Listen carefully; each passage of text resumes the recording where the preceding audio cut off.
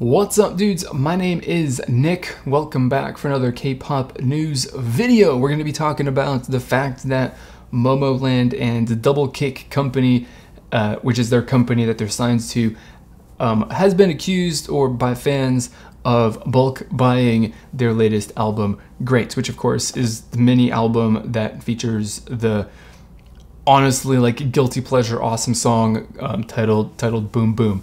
And so it's kind of been a story, of course, that's kind of developed because when it came out, they were like, we didn't do that. They absolutely denied it. And the CEO of the Hanteo charts came out and was like, well, obviously we're going to investigate this because, you know, if it's something that's going to bring into question the integrity of our chart, of our sales chart and rankings and all that stuff, then, you know, we're going to look into that and make sure that there's nothing shady going on because, you know, we're upstanding and we need to make sure that our business and what we're doing is you know, on the up and up and everything's being done correctly. Well, investigation was conducted by Hanteo, and they were like, well, there's nothing really there's nothing shady about this. They just had a, you know, bunch of sales that came through from on a single day. Like, I think they were these accusations came after like 4,000 albums were sold in a single day or something like that, which is obviously a pretty big increase from what they were selling previously. I don't think they actually sold 4,000 albums up to that point, and then to do 4,000 in a single day is a pretty big increase, which is understandable that people would want to kind of question that, I think. But, you know, the Hanteo CEO, and they investigated it, and he came out and was like, oh, there's nothing really kind of shady about that. And in fact, the increase in album sales does kind of coincide, or does actually kind of, you know, line up a little bit with the announcement that Momoland is going to be promoting in Japan, coming up. So I think very, very soon, if I'm not mistaken. I'm not entirely sure, but there's an official release that came out from Duble Kick Company that kind of explained what was going on with that. And so they kind of announced and explained that they're going to be releasing like a best of album for Momoland, which is obviously going to be like the greatest hits of Momoland, which is weird because they haven't been around, I think, for long enough to get one of those. But, you know, whatever. The companies want to do what they're going to do to make some money. And so if this is a great way to do it, then that's what they're going to do.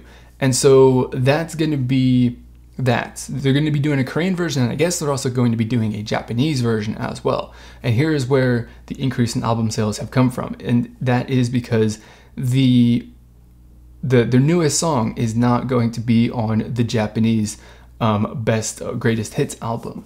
And that, of course, is, you know, Japanese fans probably want their latest and greatest song on this album, and they're not going to get it. So the company was like, well, because it's not going to be on the Japanese version of our upcoming release, we're just directing fans to buy the newest album. We were directing them to buy Great, the mini album. And so that is where all of these sales came from, is because the Japanese fans who want to, you know, get their hands on this song aren't going to get it because it's not going to be released in a Japanese version or in the Japanese version of an upcoming release. And so they were directed by the company to buy the album that it's on. And so that's where the sales came from. That's their explanation. And that's, you know, plausible, absolutely understandable to me.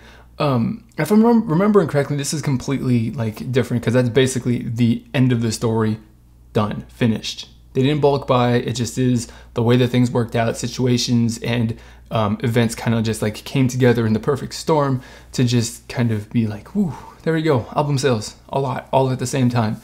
And it looked a little weird, but it seems to be on the up and up because, of course, the chart company investigated it because it kind of matters to their business. And, of course, Momoland's agency, Duble Kick Company, also investigated and explained because, well, it just kind of leads to a bad reputation among K-pop if you're bulk buying your albums. And so that's really the end of the story. But I kind of want to talk about the whole, you know, sometimes people go like, oh my God, there's just like this ridiculous increase in, you know, in album sales on a particular day or with over the course of a week, or it's mostly just because they sell like thousands or hundreds of albums more on a single day than is normal in quotation marks, in air quotes.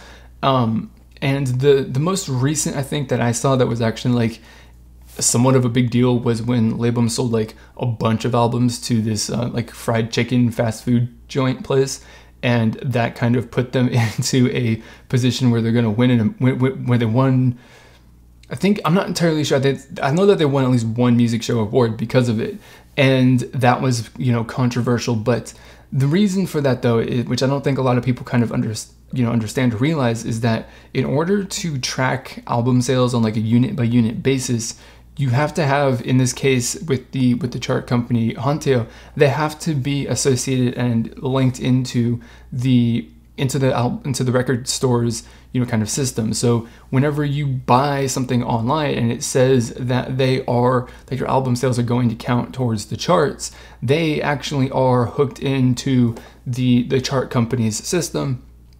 And so every single time that an album gets scanned out at the register, then it gets counted as one single sale. So when, in Labum's instance, when the fried chicken company buys all of their albums, they're going to sell them at some points for however much money they're going to sell them for, but they're not connected to the chart company's system, so they cannot track the sales. And so as a result, they kind of have to just kind of count them as a sale before they're actually sold, and all of those just get accounted all at one single time. So in this instance, it very well could have been, which it was plausible from the very beginning, but we got an explanation as to kind of what happened. But it could be that a distributor sold 4,000 albums to a retailer who is not hooked into the chart tracking company's system and all that stuff. And so they just have to go and report, like, we sold 4,000 units to these people. They can't track them, so just add them into the sales because they're going to get sold eventually at some point. And so it's not the most accurate, it's not the best way to do it, obviously, but it is really the only way when you don't have an association with the retailer and the chart company. They can't do anything about it. So, whenever people go like, oh, they sold 4,000 albums, or, Labum sold however many albums that they sold to the fried chicken place, or the chicken joint, and people are like, oh, it's controversy, they're bulk buying, they're evil, they're bad. And just like, simmer down now, just relax, kind of think about how this works a little bit. And it really isn't that controversial. In many instances, it just is the quirk of the system where a bunch of albums get counted all at one time. It just is what it is. And so most of the time it's not really controversial or anything really much of an issue. Just fans like to stir up shit for not much of a reason, just because they're bored or whatever reason. I don't specifically know.